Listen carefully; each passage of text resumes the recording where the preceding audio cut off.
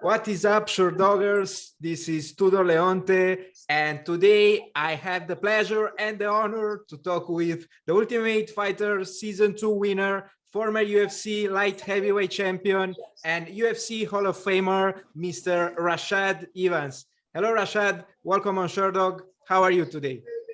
I'm good, man. How about you? I'm fine as well. Thank you very much for asking, sir. Where are you right now? I'm actually at the hair salon. Well, that's well deserved. I believe you have to do it before a fight. Yeah. I got to get my hair put back so it don't get in the way, you know? Yes, sir.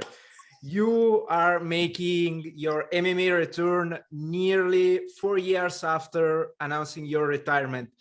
What did motivate you to come back? I've been training for a while. I've been thinking about coming back for a while too, and just waiting for the right opportunity. And with the Eagle FC, it just seemed like the right time and right opportunity. I thought it over for a while, and I wanted to really make sure that it was something that I wanted to do before I truly invested what it takes to go through a fight. It's a process. It's not just going out there and just putting on the gloves. You got to bring yourself there mentally as well as physically there, so you can compete at a higher level. You'll be taking on Gabriel Checco in the coming event of EFC 44. How was it for you to get back and do a training camp after all these years?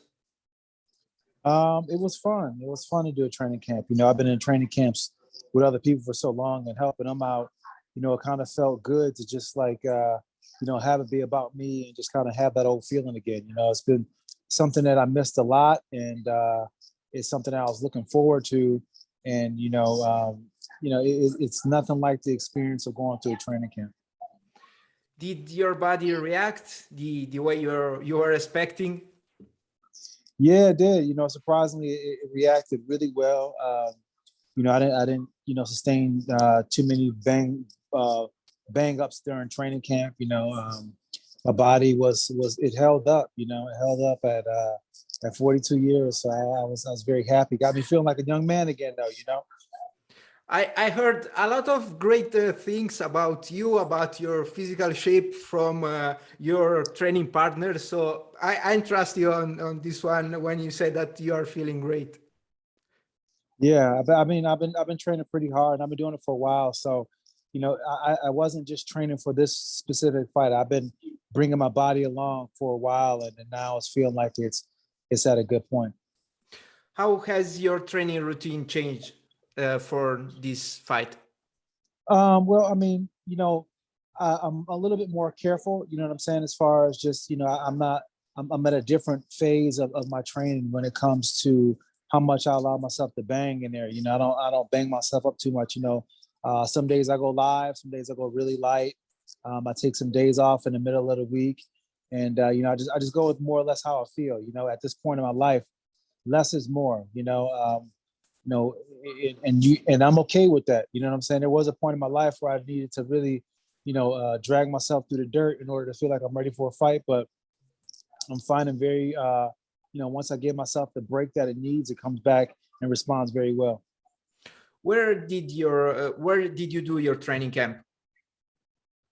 I did it here in South Florida, at the training facility, that the H Kickboxing used to be Henry Hoops. So we use the gym that they have now, and the Blackzilians re-emerging, and I just been just putting myself to training camp there, and also at ACG, American Combat Gym, with Charles McCarthy, really good coach, and Devin too, and also with Rodney Brewer at Combat Club. So I've been to a few different gyms getting ready for this fight.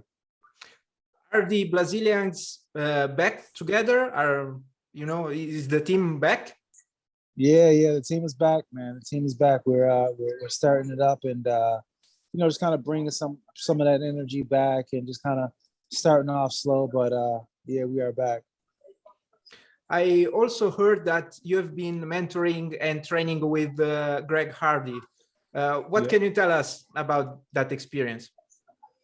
Working with Greg has been a great experience. You know, Greg is just a sweetheart of a guy, man.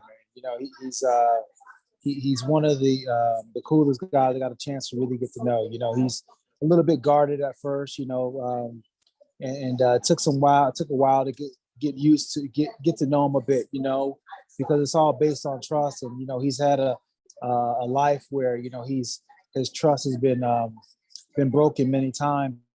You know, he's very weary on that level. So it took some time to get to know him, but after a while, you know, I'll do anything for the guy, man. He's a good guy, and it's his talent and the level where he can go is extremely high. You know, he's probably the best athlete I ever had the chance to work with. Were you two training together when he injured his finger? Yeah, we were training together. It was just you know, like a freak accident, to be honest. You know, it was at the end of training practice, and he was just going over some X's and O's with the coach, and just kind of caught his finger at the tip of the mitt, and it was just like something very, very freakish, and it popped almost like his finger bone almost through his skin. It was like unbelievable. Just like it was just completely something you wouldn't even fathom could even happen, and it happened. And I was just like, wow. But you know, I think God has a plan for everything, and with that whole situation, I think that you know, it may have it sucked at the time, but I truly believe that you know the best is yet to come for Greg Hardy. Yeah, hopefully he will heal soon from that. But let's get back to your next fight and you know, your scheduled bout. And I would like actually to ask you about the declarations of EFC founder Khabib Nurmagomedov, who announced that Eagle FC will introduce the 165-pound category. I would like to hear your opinion on that. I think it's good. I think there's a couple of different weight classes that he can kind of find a middle ground in it. You know, he's got the 165 weight class, which alleviates that big gap from 155 to 170. I would love to have a 195-pound weight class, you know, to alleviate the gap between 185 to 205, because I feel like I'm more like a 195 pounder myself. You know, I always kind of felt like I'm in that range, but it's good because you know it gives people a chance to you know, not cut so much weight, but at the same time find a weight that they can compete at and still feel strong. I asked the same question on your fellow, you know, fighters. Do you think that, you know, adding new weight division would improve MMA as a sport? I think so, because I mean, you know, it's all about having these fights happen and have them happen at the safest weight class as possible. You know what I'm saying? You know, we know that weight cutting is an unfortunate part of what we do, but at the same time, if we can do it as safe as possible, then that's the goal. You know what I'm saying? We've been in MMA where I haven't had too many of those deaths from cutting weight like you see in wrestling and stuff like that before they had the weight stipulations. But you know, you still see those fighters who, you know, suffer from, you know, getting knocked unconscious from, you know, just, you know, cutting too much weight and things like that. And when you cut so much weight, it's really hard to take a shot because your body doesn't have the fluid to absorb the shock when your brain gets hit. So it makes it a little bit easier to hit that button. And if that happens in a consecutive kind of way to an athlete, then it can be the end of his career. So finding the middle ground in a weight class, it could be a career changer for a lot of athletes. Yeah, for sure. And one sport a combat sport that features actually plenty more of weight divisions is boxing. A lot of MMA legends are crossing over to boxing in recent times. Would you be interested in doing that? Yeah, I've thought about it. You know, I've thought about it a lot. You know, wanting to get involved in a circus that's Jake Paul and what he's doing. I mean, listen. I mean, you know, at first, you know, it was like I was like, oh man, you know, it was kind of like a clown show, but this dude is kind of finding some momentum and he's doing his thing with it, man. So hats off to him. But I thought of definitely, you know, getting there and trying it out. You know, I mean, listen. At the end of the day, like. I'm an athlete who loves to test themselves, you know, and if I get a chance to try another sport, you know, boxing or whatnot, then I'll do it. I mean, at the end of the day, it's like, why not? You know, why not try it? And just see what happens. But yeah, I was one of those athletes who definitely want to get in there. Would you like to face Jack Paul himself?